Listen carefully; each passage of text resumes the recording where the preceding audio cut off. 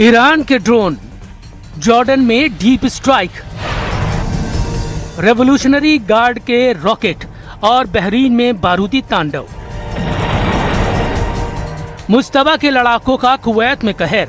ये सब इस बात का संकेत है कि अमेरिका ईरान का युद्ध अब फाइनल राउंड में पहुंचने वाला है, जहां सिर्फ दो देशों के बीच की लड़ाई नहीं हो रही। अब ये रेंज बनाम रेंज, ड्रोन बनाम एयर डिफेंस और मिसाइल बनाम बम वर्षकों की टक्कर है। प्रेसिडेंट ट्रंप ने ऐलान कर दिया है कि ईरान B-1 बम वर्षक वाला कहर झेलने के लिए तैयार रहे।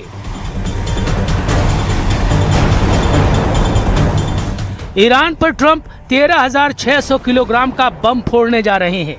ये ऐसे बम हैं जो विमान से गिराए जाने के बाद अंडरग्राउंड बंकर तक पहुंचते हैं।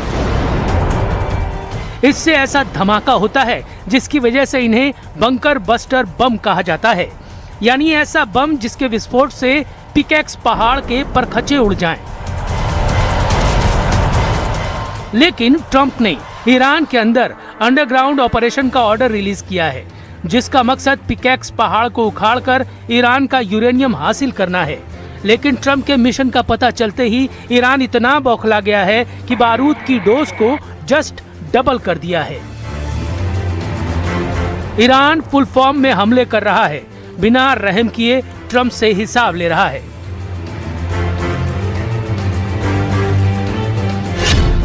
ईरान मिसाइलों से पीट रहा है, जॉर्डन बचाओ बचाओ चीख रहा है।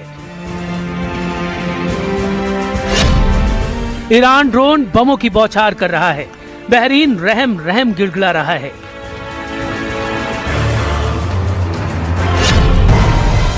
ईरान रॉकेटों से तबाही मचा रहा है, कुवैत ट्रंप से सीज फायर की अपील कर रहा है।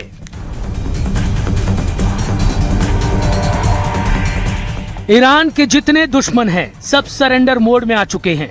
इजराइल तक युद्ध से साइड लेकर एक किनारे खड़ा है। लड़ाई अब सीधे अमेरिका ईरान में चल रही है, जबरदस्त टक्कर हो रही है। अमेरिका रात भर बमबारी करता है, सुबह की पहली रोशनी से ईरान जवाब देना शुरू करता है। ईरान जब जवाबी हमला करता है तो सिर्फ अमेरिका की हालत खराब नहीं होती, ट्रंप से दोस्ती रखने वाले तमाम देश ईरान का ताप झेलते हैं।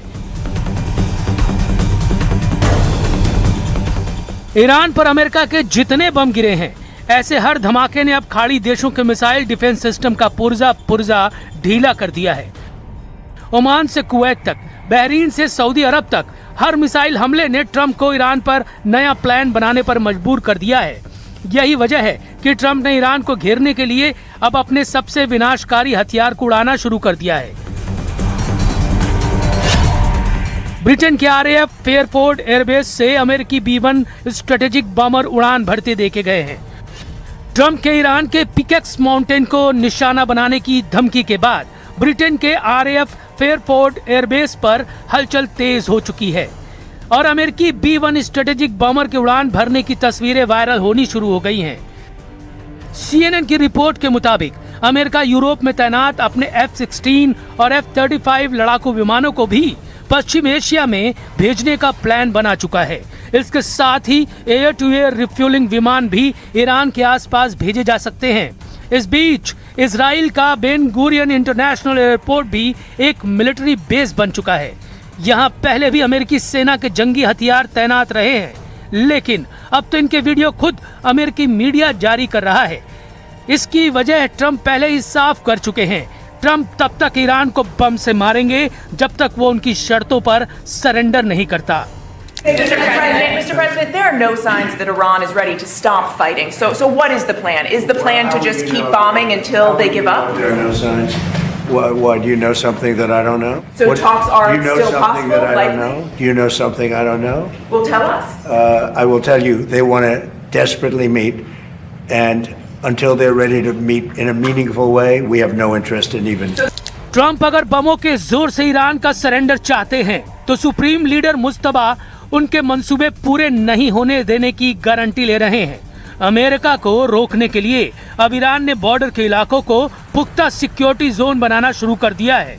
ईरान के दक्षिण में बंदर अब्बास, जास्क और सिरिक में अमेरिका ने भयानक हमला किया, तो ईरान के पश्चिम में खुजेस्तान के अहवाज, महशहर, बंदर इमाम और आबादान में हवाई हमले कर रहे हैं। इसके अलावा तबरीज में अमेरिका ने तबाही मचाई है, लेकिन अब रेवोल्यूशनरी गार्ड इन्हीं वॉर जोन को अमेरिकी मिसाइलों और जेटों का कब्रगाह बनाने की तैयारी कर रहे हैं।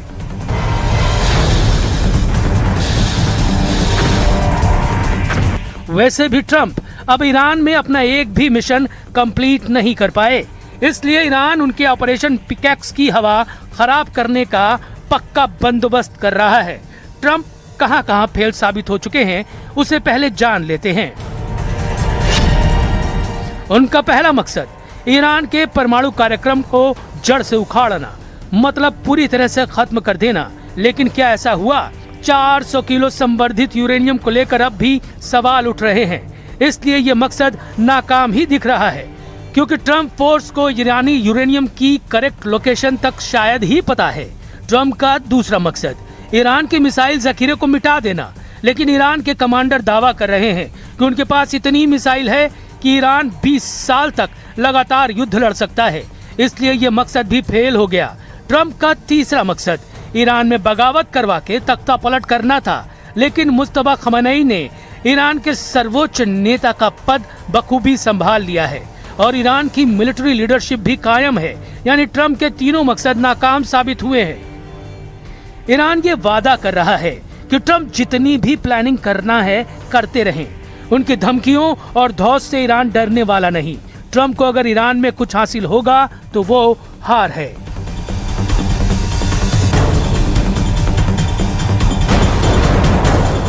نهادهای مطرح شده از طرف میانجی‌ها به ما اعلام شده، ما این رو دریافت کردیم، اما الان در مورد جزئیاتش من اجازه بدید که دیگه ورود نکنم، ولی اصل موضوع که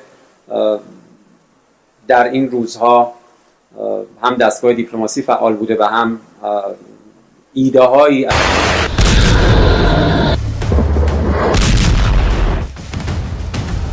ईरान की air power super active mode में है। ईरान के मिसाइल साइट पर लगातार काम चल रहा है, मतलब मुस्तफा के लड़ाकों के पास हथियारों की कोई कमी नहीं। वहीं ट्रंप का वॉर बजट इतना बढ़ चुका है कि उनकी हालत खराब है।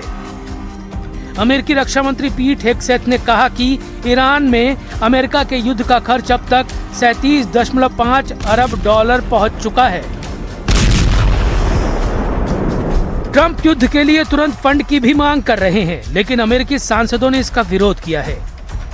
ट्रंप ने जून 2025 में कांग्रेस से करीब 87.6 अरब डॉलर फंड रिलीज करने की डिमांड रखी है, मतलब 37.5 अरब डॉलर फूंक चुके ट्रंप ईरान युद्ध में अभी दोगुना खजाना लुटाने का रिस्क लेने जा रहे हैं।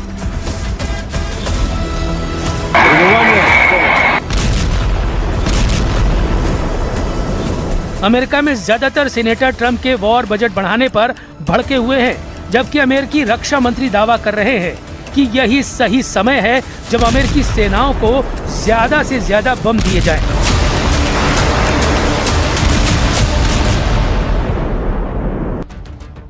ईरान के परमाणु कार्यक्रम को खत्म करने पर अड़ा अमेरिका अब सऊदी अरब को एटमी पावर बनाना चाहता है। ट्रंप ने सऊदी अरब के साथ परमाणु समझौते को औपचारिक रूप से मंजूरी दे दी है। ये डील हुई तो सऊदी अरब को अमेरिका से मिलेगा एक सिविलियन न्यूक्लियर प्रोग्राम और फिर सऊदी अरब यूरेनियम संवर्धन भी कर पाएगा। ये डील अरबों डॉलर की हो सकती है। इस पैकेज में 123 एग्रीमेंट शामिल है। यह समझौता एक तरह से वो नियम है जिसके तहत दूसरे देशों के साथ अमेरिका न्यूक्लियर डील करता है। यूरेनियम संवर्धन वो प्रक्रिया है जो 90% तक की जाए तो परमाणु बम भी बनाया जा सकता है। 123 एग्रीमेंट अमेरिकी एटॉमिक एनर्जी एक्ट 1954 की धारा 123 के तहत होने वाला परमाणु सहयोग समझौता है। इसके जरिए अमेरिका किसी दूसरे देश के साथ सिविल न्यूक्लियर टेक्नोलॉजी, ईंधन और तकनीकी सहयोग कर सकता है, लेकिन आमतौर पर ऐसे समझौतों में ये शर्त होती है कि दूसरा देश परमाणु हथियार बनाने की कोशिश नहीं करेगा। लेकिन सऊदी अरब के क्राउन प्रिंस सलमान 8 साल पहले ही अपने इरादे जाहिर कर चुके हैं। मोहम्मद बिन सलमान ने 2018 में एक बयान में कह रखा है कि अगर ईरान ने एटम बम बनाया तो सऊदी अरब भी एटम बम बनाएगा। शायद ट्रंप के लिए भी ईरान के परमाणु हथियारों की काट प्रिंस सलमान को साधने में दिख रही है। इसलिए खाड़ी में नया परमाणु पावर बनाकर वो ईरानी खतरे को बैलेंस करना चाहते हैं, लेकिन अभी ये बहुत दूर की बात है। अभी तो आलम ये है कि ईरान खाड़ी देशों को अपने इशारे पर नचा रहा है। ईरान जिसे चाहता है उसे मिसाइल से फोड़ दे रहा है।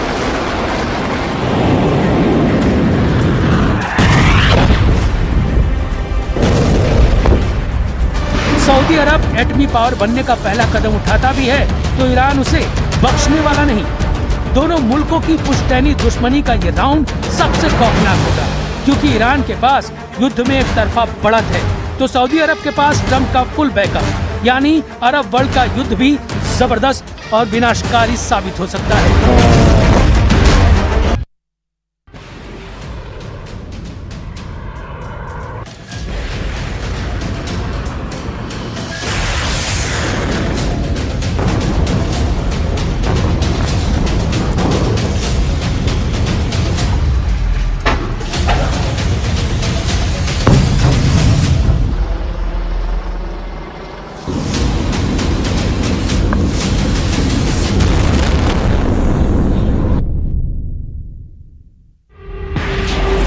कीव से 12,000 किलोमीटर दूर हमला कर यूक्रेन ने फिर रूस को दहला दिया। रूस के दक्षिणी शहर कास्ट्रोदार और नेवित्रोमिस्क में उस वक्त अफरा तफरी मच गई जब ड्रोन हमलों ने रूस की सबसे बड़ी e commerce company wild berries के सबसे बड़े वेयरहाउस पर निशाना लगाया। इस हमले के बाद जो तस्वीरें आई उनमें सिर्फ आग और धुएं नजर आए, लेकिन क्या ये यूक्रेन की जंग का सिर्फ ट्रेलर भर है? जंग के 5वें साल ज़ेलेंस्की ने मिलिट्री लीडरशिप में सबसे बड़ा सैन्य फेरबदल किया है। उन्होंने 60 साल के आर्मी चीफ ओलेक्सांद्र सिरस्की को हटाकर सेना की कमान 43 साल के मेजर जनरल मिखाइलो ड्रोपोली को सौंप दी है। सवाल है कि ये सिर्फ चेहरा बदला है या रणनीति भी बदलेगी।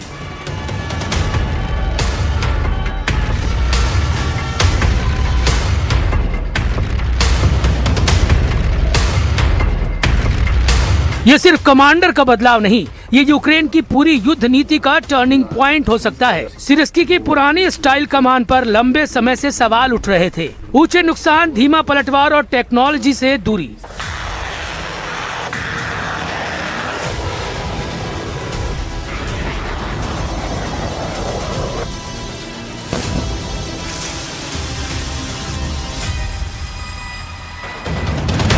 अब नई कमान मिखाइलो ड्रोपोली के हाथ में है, जो ड्रोन और लंबी दूरी के हमलों के मास्टर माने जाते हैं। इस जंग में फ्रंट लाइन पर स्थिति बिल्कुल साफ है। रूस धीरे धीरे आगे बढ़ रहा है, लेकिन अभी तक उसे बड़ी कामयाबी नहीं मिली है। यूक्रेन जवाब में मॉस्को तक ड्रोन भेज रहा है, रूस के वेयरहाउस को जला रहा है, तेल डिपो में आग लगा रहा है, क्रीमिया की सप्लाई लाइन पर लगातार हमले हो रहे हैं। सवाल ये है कि नई कमान इन हमलों को और तेज करेगी या यूक्रेन की स्ट्रेटेजी सिर्फ डिफेंस तक ही रहेगी। Якщо а ми до цього завжди готові в рамках всеохоплюючої оборони, якщо ми дамо надійну, гарну бойову відсіч, можливо, це буде крах воєнно-політичного керівництва Російської Федерації. सवाल है मिलिट्री कमांड में बदलाव से ज़ेलेंस्की का जंग कैसे बदलेगा? क्या यूक्रेन अब और आक्रामक युद्ध लड़ेगा? क्या कीव की सेना लंबी दूरी के हमले और तेज करेगी? अभी कीव की सेना लंबे रेंज ड्रोन और मिसाइलों से रूस के अंदर तक पहुंच रही है। मॉस्को के आसपास के इलाकों में लॉजिस्टिक हब, तेल भंडारण और एयर डिफेंस सिस्टम पर लगातार हमले हो रहे हैं। ग्राउंड रियलिटी ये है कि फ्रंट लाइन पर अब भी रूस का कब्जा है। सुमे, खार्किव और डोनेट्स्क के इलाकों में लड़ाई थमी नहीं है। कई रिपोर्ट में दावा किया गया है कि पुतिन इन इलाकों को बफर जोन बनाना चाहते हैं। यूक्रेन के नए कमांडर अगर लंबी दूरी के हमलों को और तेज करते हैं तो रूस का जवाब भी उतना ज्यादा भयानक हो सकता है। ऐसा मॉस्को पर यूक्रेन के हमले के जवाब में रूस ने जंग का जवाबी ट्रेलर सुमे में दिखा दिया, जब रूस ने यूक्रेन के पैटर्न पर ही ड्रोन हमले कर पूरे इलाके में अफरा तफरी मचा दी। मतलब मॉस्को इस जंग को और महंगा और खूनी बना सकता है।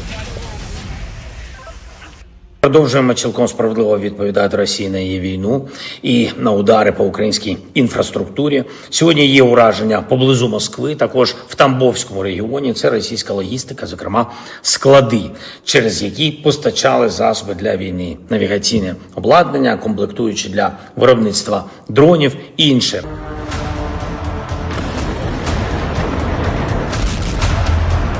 इस तरह के हमले अब रूटीन हो चुके हैं। यूक्रेन के ड्रोन मॉस्को के आसपास वेयरहाउस और तेल डिपो तक पहुंच रहे हैं। क्रीमिया जाने वाली रूसी सप्लाई लाइन पर लगातार हमले हो रहे हैं। एयर डिफेंस सिस्टम को निशाना बनाया जा रहा है ताकि रूसी मिसाइल हमलों को कमजोर किया जा सके। लेकिन हर हमले का जवाब रूस भी दे रहा है। कीव, जापोरिजिया, ओडेसा और दूसरे शहरों पर बैलिस्टिक मिसाइल और ड्रोन हमले जारी हैं। नागरिक इलाके जल रहे हैं।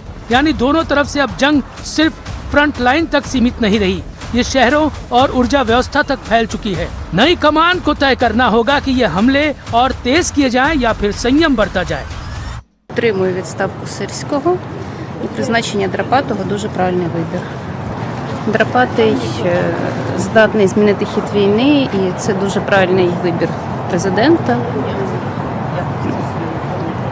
Очікую, що будуть. Це що Зеленський не почув їх, і це дуже велика помилка, що він подав відставку Сирського. Це дуже вплине на Україну. Демократична країна, і влада повинна прислуховуватись до своїх громадян. І я вважаю, що те рішення, яке вчора було прийнято президентом України, це, я вважаю, тим, що він почув дійсно. यूक्रेन की सेना अभी सैनिकों की कमी से जूझ रही है। कीव में भर्ती अभियान का विरोध हो रहा है और सबसे बड़ी मुसीबत एयर डिफेंस और मिसाइलों की कमजोरी है। ये सबसे खतरनाक कमजोरी है। यूक्रेन की सेना में सैनिकों की भारी कमी है। भर्ती अभियान का विरोध सड़कों पर दिख रहा है। लोग जबरन भर्ती से डरे हुए हैं, जबकि एयर डिफेंस की कमी ज़ेलेंस्की को डरा रही है। Накопичували ракети, звісно, небезпека залишається і тепер. Це треба враховувати. Саме на балістику Росія робить ставку, і завдяки балістиці Путін досі.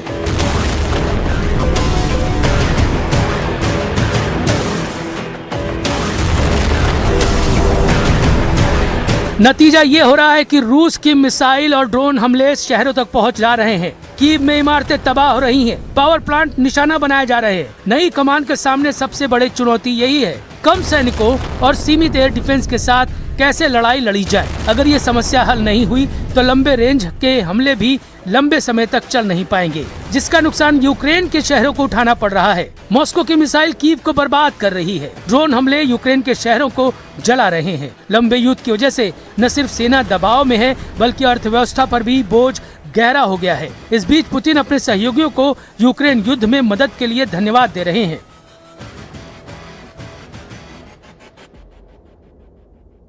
Хочу выразить признательность за поддержку проводимой нами специальной военной операции. रूस के लगातार हमलों से यूक्रेन का नुकसान रोजाना बढ़ रहा है। रूस की बैलिस्टिक मिसाइलें और ड्रोन यूक्रेन के शहरों को निशाना बना रहे हैं। नागरिक इलाकों में तबाही हो रही है। ऊर्जा संकट गहरा रहा है। अर्थव्यवस्था दबाव में है। ऐसे में यूक्रेन को मदद की जरूरत सबसे ज्यादा है और इसी जरूरत को पूरा करने का वादा पश्चिमी देशों ने किया है। सवाल यह है कि ये मदद कितनी जल्दी और कितनी प्रभावी तरीके से पहुंचेगी, क्योंकि जिस तरह से रूस हमला कर रहा है, यूक्रेन के हमलों का जवाब दे रहा है, वो यूक्रेन के पक्ष में नहीं है।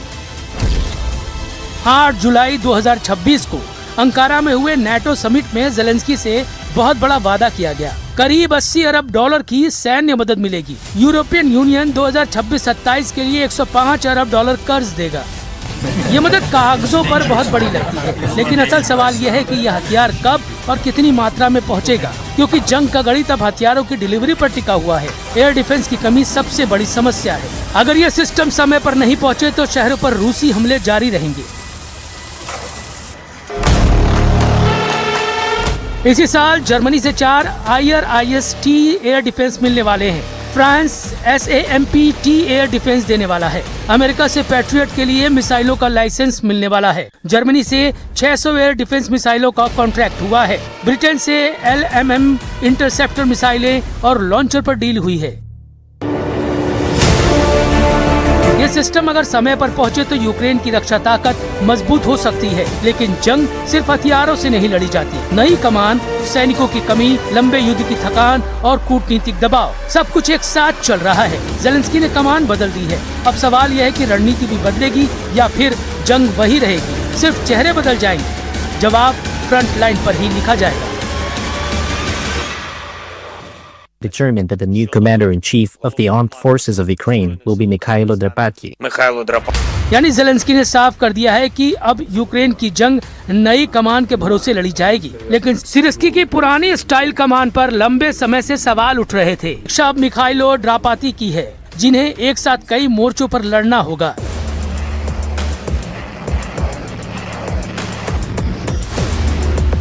एक तरफ रूस लगातार मिसाइलों और ड्रोन से यूक्रेन के शहरों को निशाना बना रहा है, दूसरी तरफ फ्रंट लाइन पर रूसी सेना धीरे धीरे दबाव बढ़ा रही है। ऐसे में नई कमान के सामने सबसे बड़ा सवाल यही है कि सीमित संसाधनों के साथ रूस की बढ़त कैसे रोकी जाए।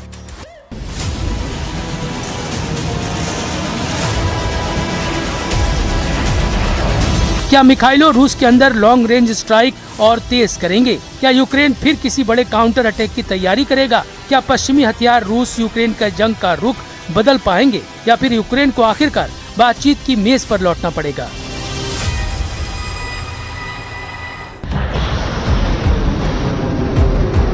जंग का 5वां साल बता रहा है कि अब सिर्फ टैंक और तोपें फैसला नहीं करेंगी। ड्रोन, मिसाइल, आर्टिफिशियल इंटेलिजेंस और लॉन्ग रेंज स्ट्राइक इस युद्ध की नई पहचान बन चुके हैं। जो देश सप्लाई लाइन तोड़ेगा, जो दुश्मन की अर्थव्यवस्था और सैन्य ढांचे पर ज्यादा दबाव बनाएगा, बढ़त उसी के हाथ में होगी। लेकिन एक सच ये भी है कि हर हमले की कीमत आम नागरिक चुका रहे हैं। दोनों देशों के शहर निशाने पर हैं, बिजली घर जल रहे हैं, हजारों परिवार उजड़ चुके हैं और युद्ध हर गुजरते दिन के साथ और महंगा होता जा रहा है। नई कमान, नई रणनीति या फिर वही पुराना युद्ध? ज़ेलेंस्की ने चेहरा बदल दिया है। अब दुनिया की नजर इस बात पर होगी कि क्या नई कमान जंग का समीकरण बदल पाएगी या फिर यूक्रेन रूस युद्ध अपने 6ठे साल की ओर उसी खून खराबे के साथ बढ़ता रहेगा। फिलहाल इसका जवाब किसी प्रेस कॉन्फ्रेंस में नहीं, बल्कि डॉनबास, सुमे, खार्किव और मॉस्को के आसमान में उड़ते ड्रोन तय करेंगे।